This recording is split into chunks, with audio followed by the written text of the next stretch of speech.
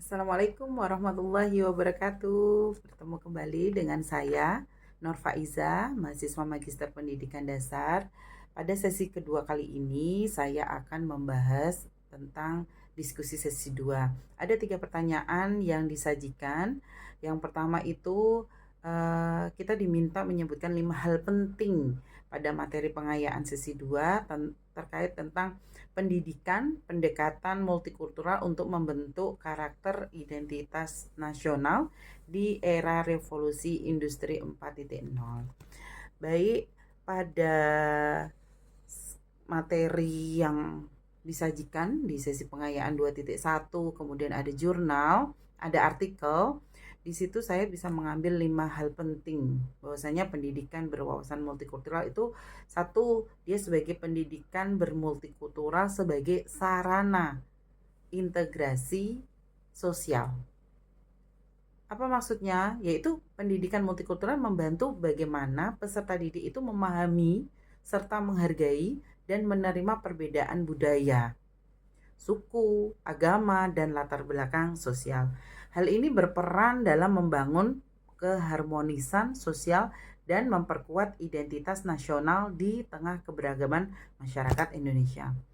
Selain saat tadi pendidikan multikultural sebagai sarana integrasi sosial, juga sebagai pembentuk karakter, sebagai fondasi identitas nasional.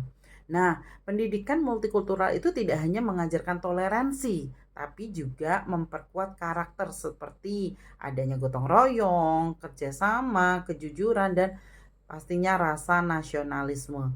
Di era revolusi industri 4.0, karakter yang kuat itu sangat dibutuhkan untuk menghadapi tantangan globalisasi tanpa kehilangan jati diri sebagai bangsa Indonesia. Nah, hal penting yang ketiga adalah pemanfaatan teknologi dalam pendidikan multikultural. Revolusi industri 4.0 itu membawa kemajuan teknologi yang sangat pesat. Dapat dilihat dari pembelajaran yang berbasis digital. Kemudian sekarang ini ada namanya kecerdasan buatan atau AI. Kemudian ada teknologi yang dapat membantu memperkenalkan berbagai macam budaya secara interaktif kepada peserta didik dan memperluas mereka tentang keberagaman. Jadi kalau dulu peserta didik itu hanya mendengarkan cerita, kalau sekarang bisa searching banyak video atau informasi yang bisa digali, dicari dari berbagai macam sumber. Kemudian yang keempat, pendidikan multikultural dalam kurikulum dan metode pembelajaran. Ini kurikulumnya ini dirancang untuk mencerminkan keberagaman budaya dengan pendekatan pembelajaran yang interaktif, kolaboratif, dan berbasis project. Ada yang namanya project based learning. Kemudian metode yang seperti diskusi, studi kasus, pembelajaran berbasis masalah atau program based learning dapat membantu siswa untuk memahami dan menginternalisasi nilai-nilai multikultural. Nah, peran yang hal 5 penting terakhir adalah bagaimana sih peran guru itu sebagai agen perubahan. Jadi guru itu memiliki peran yang sangat penting dalam mengimplementasi pendidikan multikultural. Mereka harus memiliki pemahaman yang baik tentang konsep bagaimana pembelajaran multikultural ini dapat diajarkan, kemudian melalui pendekatan yang inklusif. Pelatihan, pengembangan profesi bagi guru itu diperlukan untuk meningkatkan kompetensi mereka dalam menghadapi tantangan pendidikan di era digital. Nah, dalam kesimpulan ini dari kelima poin tadi menjadi dasar kita untuk merancang dan mengembangkan pendidikan multikultural itu efektif guna membentuk sebuah karakter dan identitas nasional yang kuat di tengah dinamika revolusi industri 4.0. Jadi Bapak Ibu semuanya, kelima poin penting itu dirasa sebagai fondasi awal lah bagaimana sih kita bisa menciptakan pendidikan yang pendekatannya multikultural. Kemudian menjawab pertanyaan yang kedua itu bagaimana pengalaman saya khususnya di dalam pendidikan multikultural di SMP Negeri 11 Tanjung Pinang. Saya sebagai guru IPA di SMP Negeri 11 Tanjung Pinang itu telah mengamati berbagai macam atau beragam budaya, suku. Kebetulan di SMP saya itu ada suku Jawa, suku Melayu, Bugis, kemudian Cina, beragam sukunya. Itu menjadi sebuah potensi, tidak hanya suku tapi beragam agama yang terdapat di SMP Negeri 11. Itu menjadi potensi dalam menerapkan pendidikan multikultural. Beberapa pengalaman yang pernah saya jalani dalam mendukung pendidikan multikultural itu ada, yang pertama itu saya melakukan kegiatan pembelajaran yang berbasis inklusif.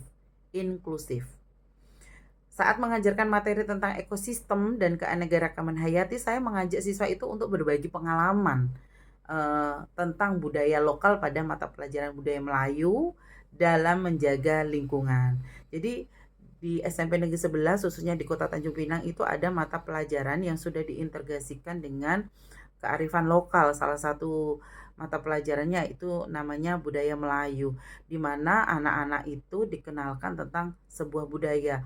Jadi siapapun yang ada di situ dia belajar untuk saling menghargai budaya yang mereka miliki. Kemudian saya melakukan diskusi kelompok, selalu melibatkan siswa dengan berbagai latar belakang agar mereka itu belajar bekerja sama dan keberagaman.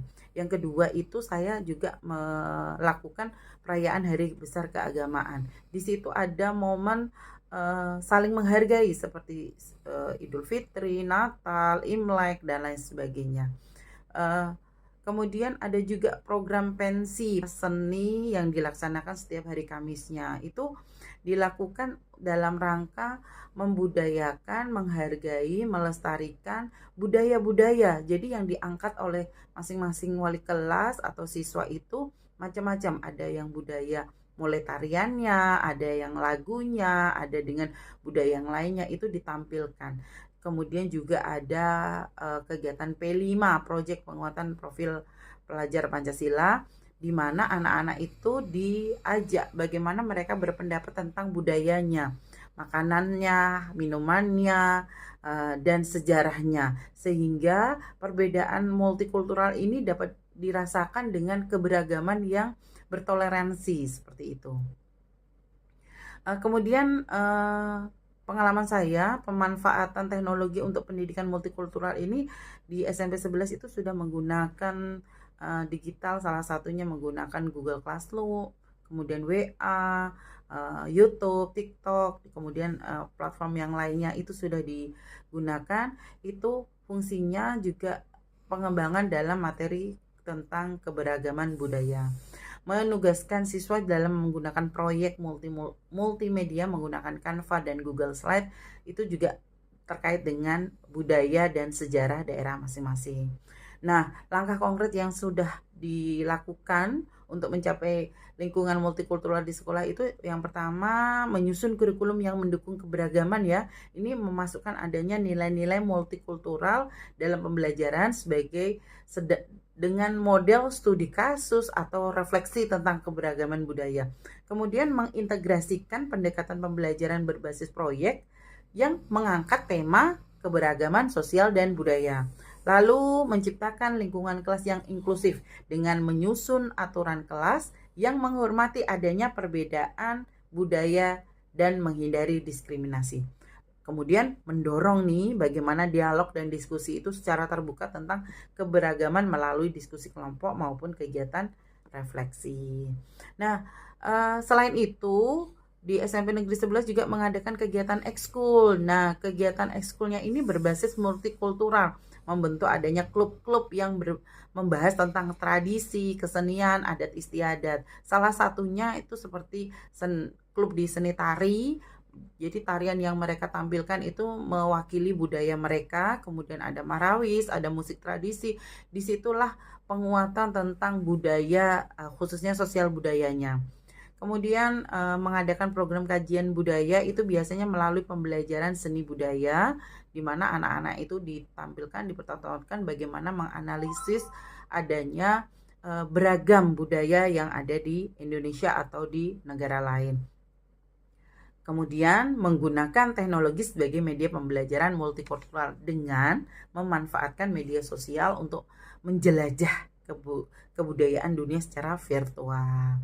Nah, yang terakhir itu di sekolah saya itu memberikan pelatihan guru tentang pendidikan multikultural. Pelatihannya ini kadangkala dilakukan melalui diskusi ya, diskusi dalam kegiatan kombel, komunitas belajar, untuk memahami dan mengimplementasikan strategi pembelajaran apa yang tepat untuk multikultural seperti ini.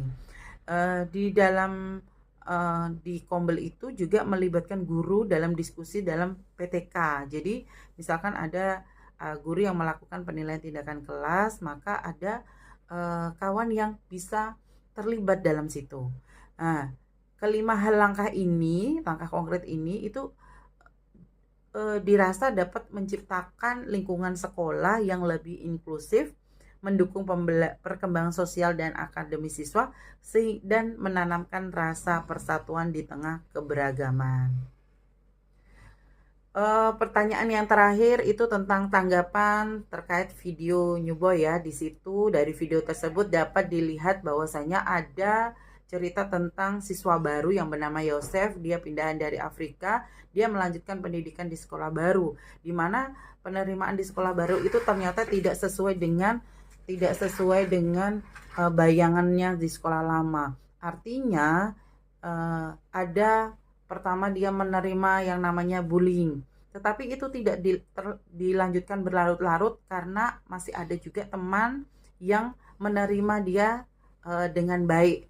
Di situ juga terdapat peran seorang guru, di mana guru itu membuat pendidikan yang disiplin, saling menghargai, toleransi, sehingga proses menciptakan lingkungan yang multikultural itu dapat tercapai dan tercipta. Demikian yang bisa saya sampaikan. Terima kasih. Mohon masukannya dalam sesi diskusi 2 kali ini. Terima kasih atas perhatiannya. Assalamualaikum warahmatullahi wabarakatuh.